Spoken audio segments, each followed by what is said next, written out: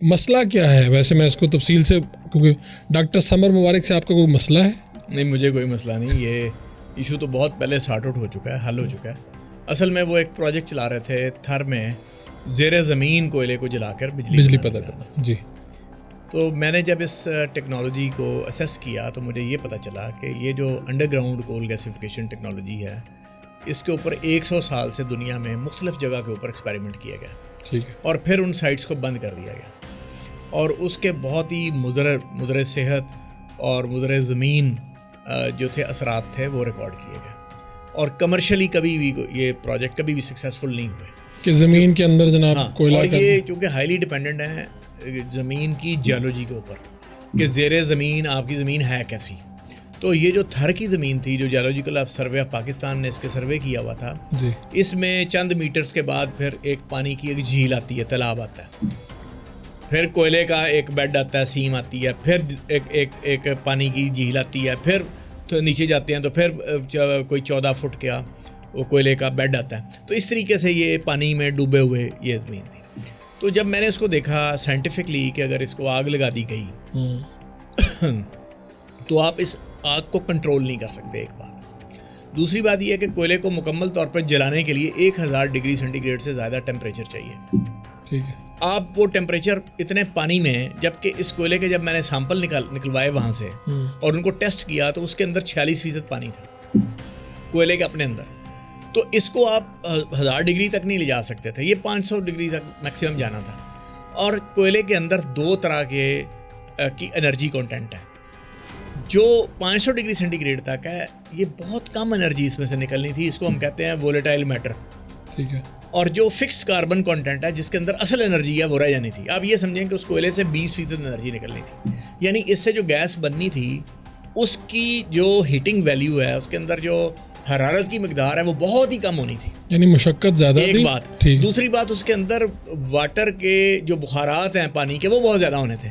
تو آپ کو پہلے وہ بخارات الگ کرنے پڑنے تھے، پھر وہ جو لو ہیٹنگ ویلیو کی جو گیس ہے اس کو نہ تو آپ نیشنل گریڈ کی گیس میں ڈال سکتے ہیں نہ اس سے بجلی بنا سکتے ہیں، وہ وائبل ہی نہیں.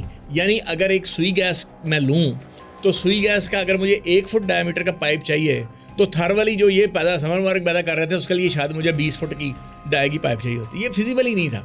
تو مجھے یہ پتا تھا کہ دنیا میں کبھی فیزیبل نہیں ہوا، تو ہمیں پاکستان کو اس ٹیکنالوجی کی طرف جانا چاہیے جو ٹیسٹڈ پروون کمرشل ٹیکنالوجی ہے. پھر اس کے انجینئرنگ ماڈلز تیار نہیں تھے، اس کے جو ہیٹ اینڈ میس ٹرانسفر کے ماڈلز تھے وہ موجود نہیں تھے، اس کے ریئیکشن کائنیٹکس کے ماڈلز موجود نہیں تھے. میں چونکہ کیمیکل انجینئر تھا، مجھے ان چیزوں کا پتہ تھا، میری PhD اس ایریا میں تھی. تو یہ میں نے کہا کہ یہ ہو ہی نہیں سکتا. میں نے اخبارات میں مضامین لکھے اس کے اوپر. میں نے برطانیہ میں پنجاب یونیورسٹی میں کانفرنس کرائی، پھر میں نے برطانیہ میں کانفرنس کرائی، اس میں پاکستان سے 44 سائنٹسٹ گئے. اس میں جولی لاڈر آئی جو انڈر گراؤنڈ کول گیسیفیکیشن کی پریزیڈنٹ تھی دنیا میں. اس سے میں نے کھڑے ہو کے سوال پوچھا کہ دنیا میں کوئی ایک ایسا پروجیکٹ جو کمرشلائز ہوا؟ اس نے کہا نہیں ہوا. تو یہ ممکن ہی نہیں تھا، اور یہ پھر نہیں ہوا اور ان کی فنڈنگ روک دی گئی. یہ 1 واٹ بلب نہیں وہاں سے چلا سکے. اور اس کے بعد جو ہے ہم نے پرپوز کیا، میں نے پرپوز کیا پاکستان میں پہلی دفعہ کہ تھر کا کوئلہ جو ہے وہ آئیڈیلی سوٹیڈ ہے پاور جنریشن کے لیے. اگر اس کو اوپن پٹ مائننگ کر کے باہر نکال لیا جائے، اس کو اوپن ایئر میں سکھا لیا جائے، اور سکھانے کے بعد اس میں اللہ تعالیٰ نے 10% سے کم ایش رکھی ہے، ایش کنٹینٹ ہے، 1% سے کم سلفر ہے، اور یہ 2 کوالٹی دی اس کو آئیڈیلی سوٹیڈ بناتی ہیں. اس کی بڑی اچھی ہیٹنگ ویلیو ہے.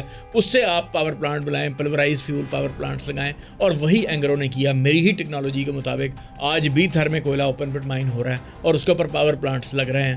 تو الحمدللہ میرا یہ کنٹریبیوشن ہے کہ میں نے ایک غلط ٹیکنالوجی سے پاکستان کی جان جو ہے وہ چھڑائی اور ایک صحیح سمت میں پاکستان کو رہنمائی فراہم کی اس کو چلانے. جب یہ سب کچھ ہو رہا تھا تو اس وقت لوگوں نے سوالات کیوں نہیں اٹھائے گا؟ آپ اکیلے تو ایکسپرٹ نہیں ہیں. پہلی بات تو یہ ہے کہ میں چونکہ سینٹر فار کول ٹیکنالوجی کا ڈائریکٹر تھا اور لوگوں کا پروفیسروں کے اوپر اکیڈیمیا کے اوپر اعتماد نہیں. وہ سمجھتے ہیں کہ یہ کتابوں والے پروفیسرز ہیں، ان کے اوپر کیا اعتماد کیا جا سکتا ہے. بہت سے آرٹیکل اخباروں میں آئے، کسی نے مجھے کہا کہ یہ امریکی ایجنٹ ہے، ہمارے نیوکلیئر ہیرو کے خلاف باتیں کر رہا ہے. کسی نے کہا کہ جی یہ ان کے پاس تو شیلو نالج ہے, لیکن وقت نے یہ چیزیں ثابت کی. میں نے اپنے سینٹر فار کول ٹیکنالوجی کو institute of energy and environmental engineering میں کنورٹ کیا. میں نے اس کے اندر پائلٹ پلانٹس لگائے, اس میں گیسیفیکیشن کا بھی لگایا, اس میں نے کمبسچن کا بھی لگایا.